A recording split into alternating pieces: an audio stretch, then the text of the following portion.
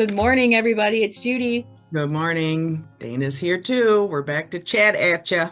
Hopefully with ya, but chat at ya at this point in time. Welcome to another little edition of Reading Between the Years. Many, many years. Many years and many more to come. Absolutely. So you want to do your mug thing? Talk about how you came up with this?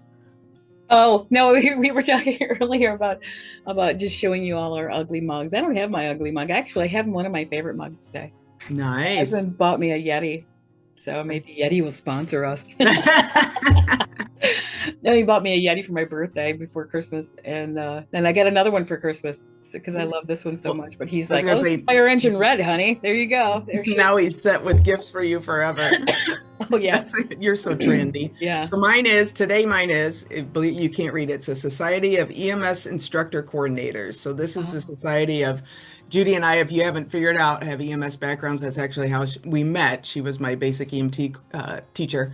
Um, so this is the group of all the instructors. They get together. They have their own special level of licensure.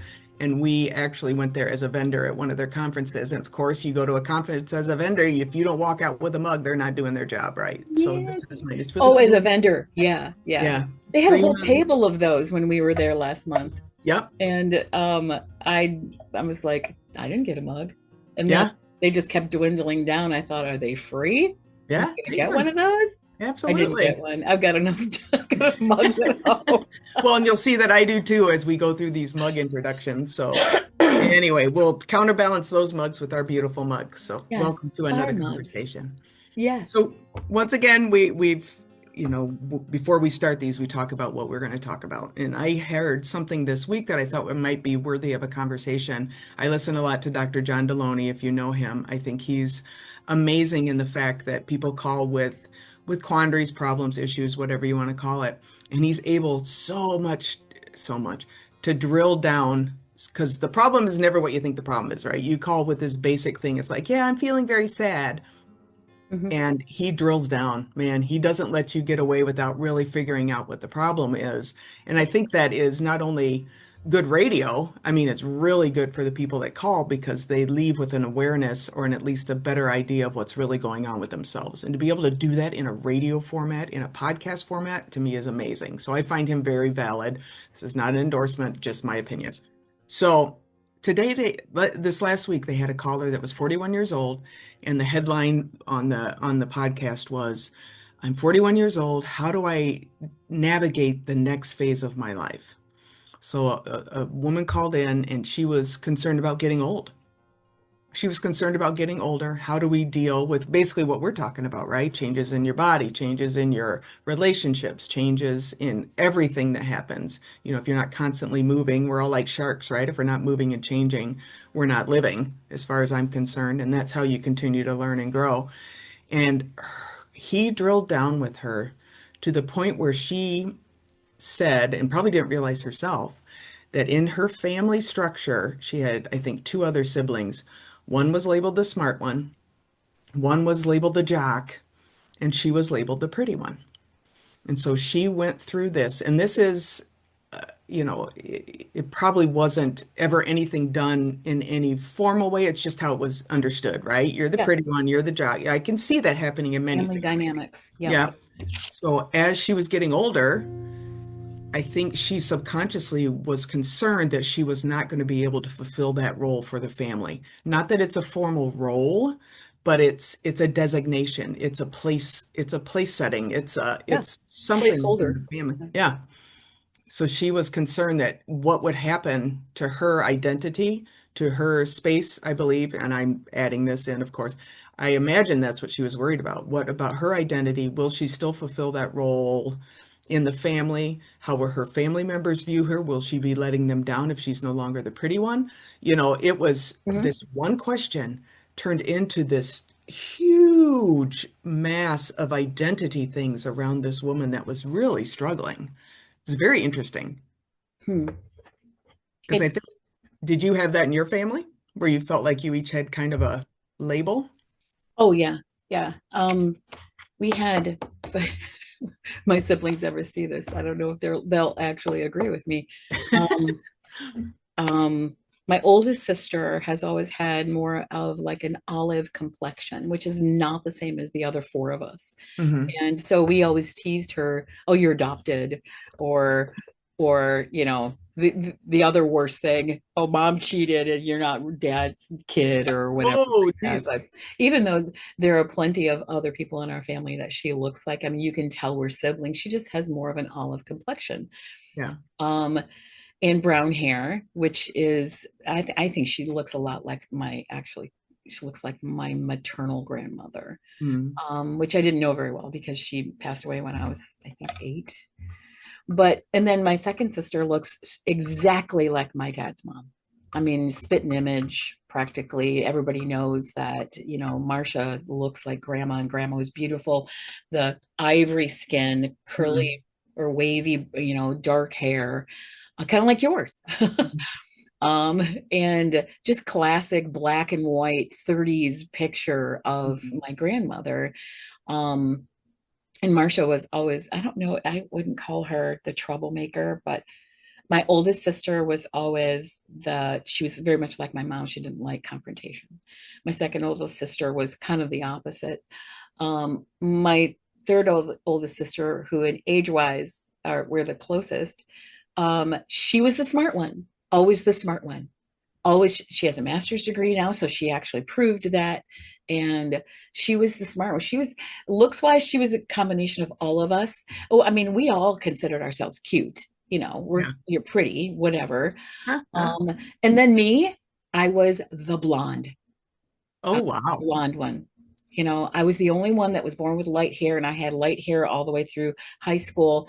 Now it's suicide blonde, done by my own hand. But, but yeah, I was the example that you were saying, that she was the pretty one. It's like I was just the blonde one, and I was the Mm. youngest girl. I was the youngest. And then there's my brother, and he was the only boy. He was the Yeah. youngest, he was the only boy, and he was the favorite because he was the only boy. Oh, And we still tease him to this day, and he gets so angry that he was the only one that got paid to do chores around the farm.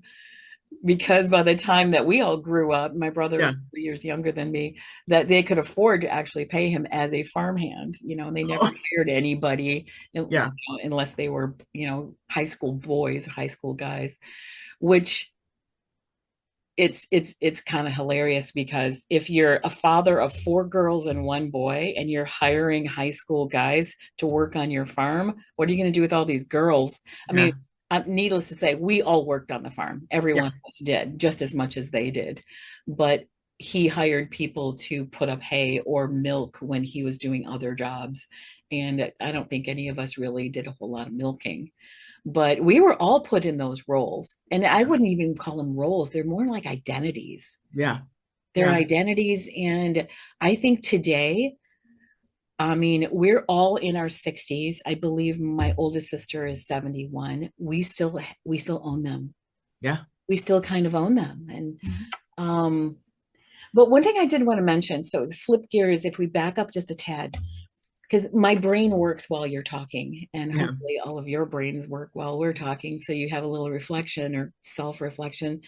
um, you were talking about how um, John Deloney was getting under the surface, and that Yeah. was just a surface issue. And I thought, being an EMS, teaching EMS, I thought of cell surface tension. Mm. So just calling it surface tension, Yeah. it's not something that we like, and is it tension? Yes. Is it on the surface? Yes. And It's Danny and protectant. I both know Yeah. that surface tension is in a cell in your body, is what covers the cell, and you have to get past that in order to move fluid around your cells. Yeah. Osmosis, stuff like that. Interesting. So it reminded me of a Yeah. medical term. It's like, oh, it's like surface tension. You have to get in there and Dig move things around. around Yeah. in order to understand where this tension is coming from, where this idea is coming from. Because looking at it from a broad point of view, you said that she had mentioned, yeah, I don't feel well. I feel uncomfortable. I don't know why. Mm. And he gets down Yeah. deeper. Yeah, I think she at the was cellular actually, level. yeah, literally. Um, I think that she went into it just looking for tips, right? Tips and Mhm, tricks, how to age, how to, well, just don't think about that so much. Well, just don't think about that. And I think that's yeah. another eternal truth from him. And I think from anybody that believes in the power of self-reflection is like the only way out is through. You Mhm. know, if you just keep patting, like our conversation on self-care, you keep giving yourself mani-pedis and they make you feel good for, my self-care is that I do a face mask every Friday night after a week or something. That doesn't get you anywhere.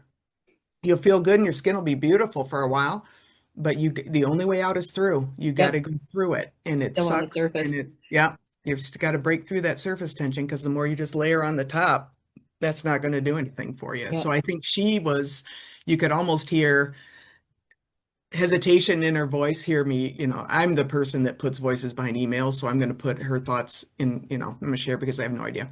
But it's like you could hear hesitation that she was like, oh man, I really got to figure this out. I think we all feel Oh, that she's way. got to Like, put the why work in. why isn't there just a quick fix? Why can't you tell me that I need to start taking more vitamin E or whatever? That's not it. But, Mhm. take a different vitamin or supplement and that'll make things better and my looks last longer. Or why don't you recommend plastic surgery so I can make my husband pay for it? I mean, that would be kind of the thoughts that I would imagine that you just want a quick fix. Mhm. We all Yeah. think we want a quick fix, but these labels that we get and like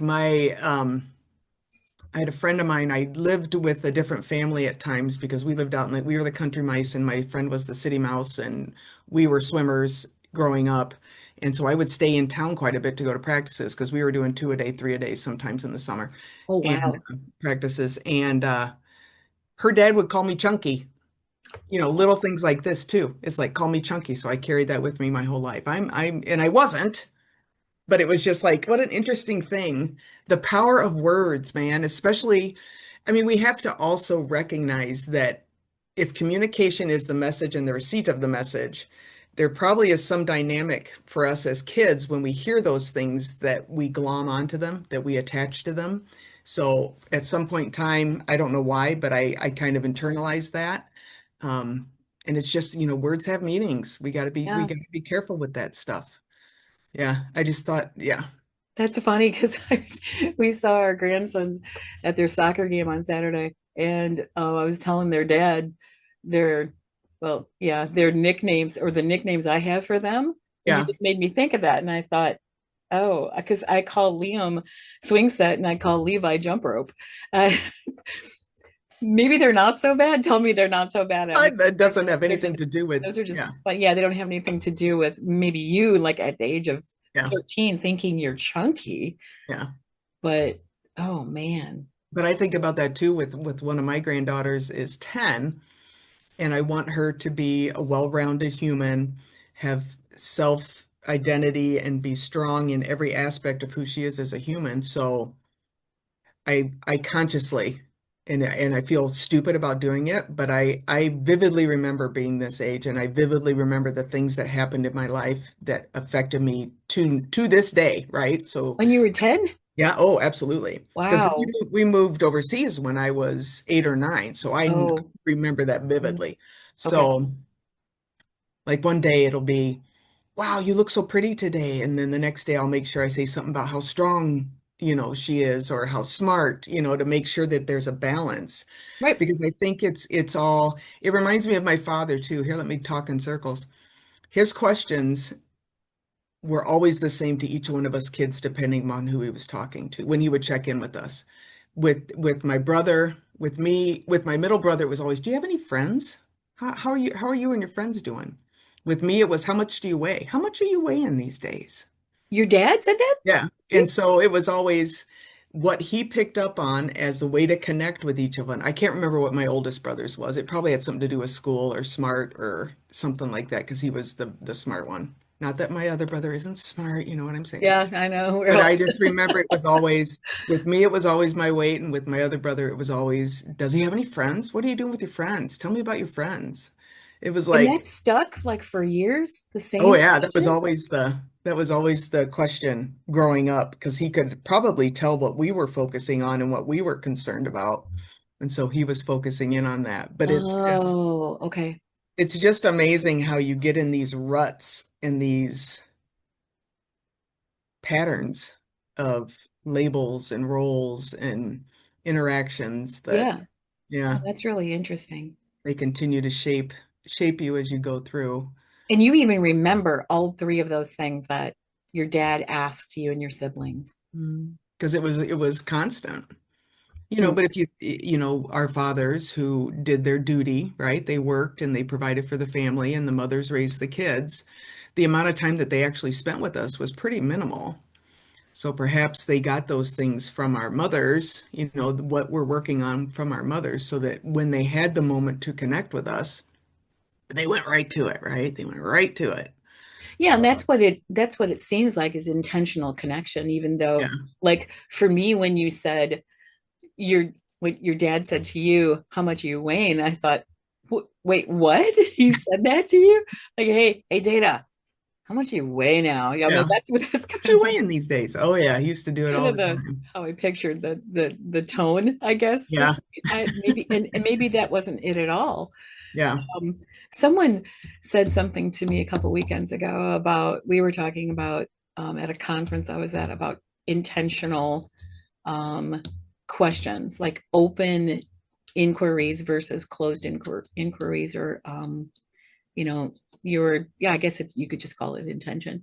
Mm. And they were talking about, I mean, I may have even said this last week about just saying, "Hey, how you doing?" And then everybody always says, "Oh, I'm fine." Yeah. But someone said, "Ask people what keeps you busy these days," Oh, because that's like, oh man, I could tell you a whole, yeah. you got a half an hour, Mm. because everybody's just too busy. Yeah. But it's a pretty open-ended question instead of just saying, "How you doing?" "Fine." "How are you?" "Fine." Yeah. Um, so yeah, that's pretty interesting, because now it makes me reflect back on what should I say to my kids to start a conversation, or even just text them and say, instead of "How's your day going?" Because Hmm. that seems to be the norm. "How's your day, honey?" Yeah. For your kids, or even your spouse, or whoever. But Because there's the infinite and infamous fine. Fine. yeah. It was Oh fine. yeah, I'm okay. Yeah, I used to do that with my kids. I tried to either take them to school or pick them up from school. When I was at Butterworth in the ER, I tried to make sure I was doing both. I really liked, especially with boys, picking them up because they couldn't get away with the fine. They were Yep. still they were still in the talkative mood. Captive Once they audience. started riding the bus, forget about it. I think buses lull kids to sleep. Some I think it energizes and they go nuts, but my kids it would lull to sleep because by the time they got home, they wouldn't even want to talk. But Yeah. catching them in that prime time where it was right after school, where they were still full of activity in their Mhm. brains, you could get more Yeah. than the fine. But Yeah. like fine, Yeah, I agree. and we were never good at the dinner at the table every night. Everybody eats at 6 o'clock. We all sit down and tell us about your day. I never did that, but We did that when we were younger. When I was growing up, we did that a lot, especially on weekends or Sunday after church, yeah. Sunday night. Every once in a while, grandparents would come over. You'd have supper, because according to my dad, it's the only day that dinner and supper were employed as terminology was on Sunday, Oh, because yeah, Monday through Saturday it was breakfast, lunch, and dinner. And then gotcha. on Sunday, it was breakfast, dinner, and supper. And I Oh, don't know why. Maybe very it's a formal. farming thing. I don't know. But supper meant dinner on Sunday. Oh, interesting. Yeah. But yeah, when we were kids, we were blessed enough to have that. And we joined my dad for a family dinner um, in the end of March. And we all made sure that we sat in our spots at the table, because we all sat in the same spot. Interesting. I sat to my dad's left, and then, man, I know my sister was across. And so we had an odd number of kids, obviously. My mom and dad were always at the ends. My dad was by Mhm. the window. My mom was at the end, of course, closer to the kitchen, Yeah. so she could go run back and forth constantly. Mhm. Um, yeah, so we were discussing who sat where, and because it's one of those things that impacts Yeah. you, and which made it worse with me, because I sat next to my dad. And so that made it worse that I was the favorite, Yeah, you know, right there. or yeah, I don't know if any other families do that. But as we got older, we all got into sports. Most of us got into sports. My mom and dad started driving bus before for morning and afternoon school, besides running our farm.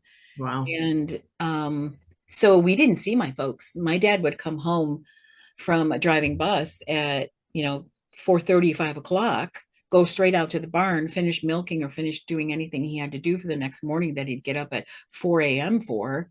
Yeah. And we didn't have family dinners after that. I remember also waking up after my three oldest sisters were kind of out of the house. They went to college. I was in high school. My brother, I was a senior, or even from junior high on, I think. And my brother was a freshman. We'd have to wake ourselves up and get ourselves off to school. And I hated that.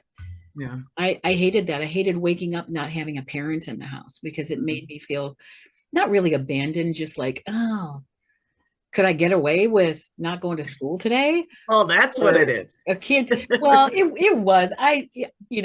Speaking of surface tension, it probably was feeling a little bit of abandonment, but Yeah, yeah, like, why are you not here, mom? yeah, Or dad. And we were all used to dad not being home when we woke up. yeah, My dad teased us too. He still teases us to this day that he would come in from milking at 7 a.m., wake us up in the summer, on purpose and say, come on, get up. It's the middle of the day. You got to do something. 7 a.m. It's the middle of the day. No, it's not, Dad. Let us go back to sleep. Nope, we got to hay today. We got to do this yeah. today. Burning daylight. That was always That's what Jim said. Burning exactly. I mean, daylight. you Let's go. literally have to make hay while the sun shines. Yeah. There's no doubt about it. Like growing up, and a lot of people don't even know what that means anymore. No, but that's But okay. yeah, everybody's dynamic is different. It's very different, and to have to delve deep into that, like Yeah. this lady that you were talking about, that's tough. Yeah. That's tough to for somebody to tell you you're going to have to work on this. Yeah. So, You have to go through it. Yeah, I mean, mhm, and just the thought of, so if we look at all these families that are cutting off each other because of something that happened in the childhood, something that was probably said just for convenience, like you said, smart one, pretty one, whatever, just for convenience to be able to tell maybe in a conversation somebody else how the roles of the, not the roles, why do I keep saying roles? How that parent sees those kids, right? How they're kind of designated. Seems so benign. It seems so whatever. It's just a comment. I mean, should we be taking into consideration where the child is, when they hear that or when they receive that? I think that I like the trends of parenting now where they talk about, get down on the kid's level, calm everything down. If you're going to have a conversation. So perhaps they're getting rid of the extraneous noise and the extraneous feelings and they're able to focus and like you said, intention, right? Intention in your mhm. communication.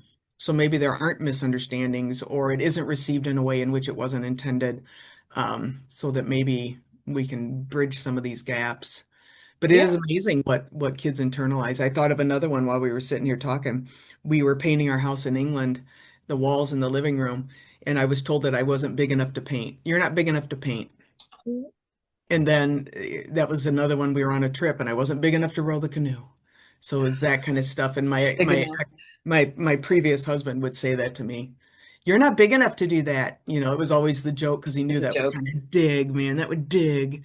And it's so nice because I'm noticing in these last bunch of months that that doesn't have a bearing on me now, right? I don't know what it is that flips in our switches as we grow older, where it's kind of like, that was just a comment. You know what I mean? Why Mhm, did I internalize that so mhm. heavily? And I am far from being 9 years old. You know what I mean? How have I not proven to myself to the point where I believe that I'm big enough to paint, damn it? Yeah, I can exactly. paint now. I think I've you've painted painted. a lot since I then. think I've painted. But it's amazing how, she's 41 years old. She hasn't realized the power of that. And she should be grateful that she gets there because some people never get there. Some Yeah, people never have the ability to break through these things yeah, yeah. I and, agree. never have had the opportunity to see themselves beyond what they were labeled as children. Hmm. And to be able to realize that work has to happen on her part as opposed to still looking for that external, external yeah, fix. anything. It's like, you fix this. The Hmm. person that said it, yeah, you fix this. So, Yeah. I don't Yeah. know. We could talk about this next week too. Yeah. We are running out of time. So Okay. um, we'll come back at you with our ugly mugs next week, hopefully. But thank you, Dana. It was great seeing you. You as well. And comment below if you have anything you think would be interesting to talk about. Yes, please give us ideas and give us a follow. Please subscribe to our Yep. channel. We're trying. We're just two ladies trying to make it work. Have Yeah. a great day. Have a great one. Bye Bye. bye.